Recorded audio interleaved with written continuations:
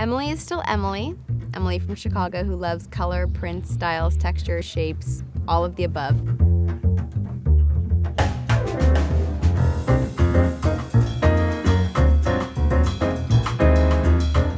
So it was really interesting coming into the second season for me because, like everyone else, I think we all felt more comfortable and settled in our characters. For me specifically, I knew who Emily was. I felt like I could access her deeply in me really quickly, and I missed playing her. So for me, being able to jump right back into the emotions, the excitement, the drive, the relationships at her workplace as well as in the apartment building, it felt organic and it felt exciting as opposed to more anxious. I'm always creatively anxious, but I think there's a settled feeling in playing a character, obviously, for a second time around. And I really wanted to make sure that we focused a lot on her drive and her work ethic and about her saying yes more to herself than other people was really important to me.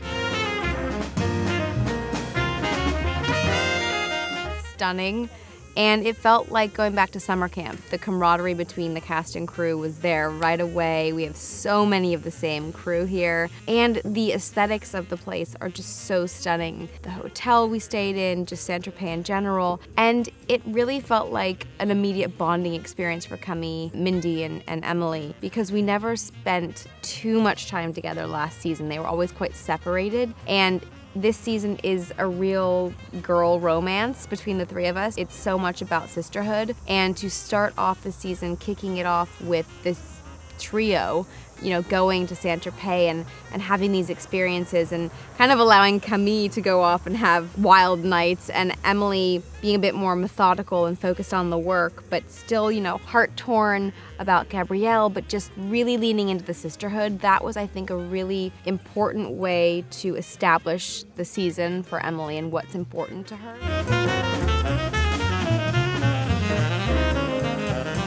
Emily is still Emily.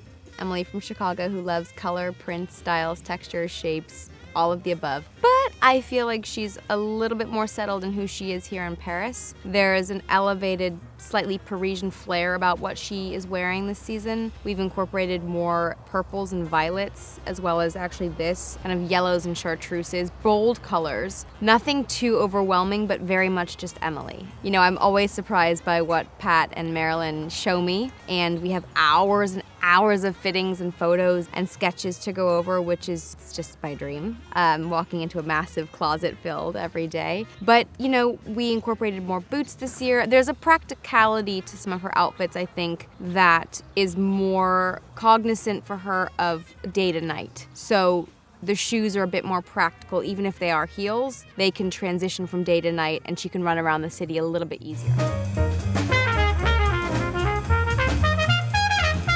I have two looks that are standing out to me, one of which is my birthday party look, the little black dress with the big pink bow that has many bows within the bow. That look is so bold and bright, and it's like she's a present to herself on her birthday. But I remember it was one of the coldest nights shooting that, and I needed a coat, and I went, what do we do? And Marilyn had this insanely beautiful kimono jacket, flowing coat, with all these colors, and she said, well, the neckline of your bow has to fit with the jacket, so let's try this and pop the collar. And that became such a beautiful image because you see it here up at the party table, and it just was the most unlikely pairing, this little dress and this massive jacket. And that really started the conversation of proportion for Emily, not being afraid to wear something oversized.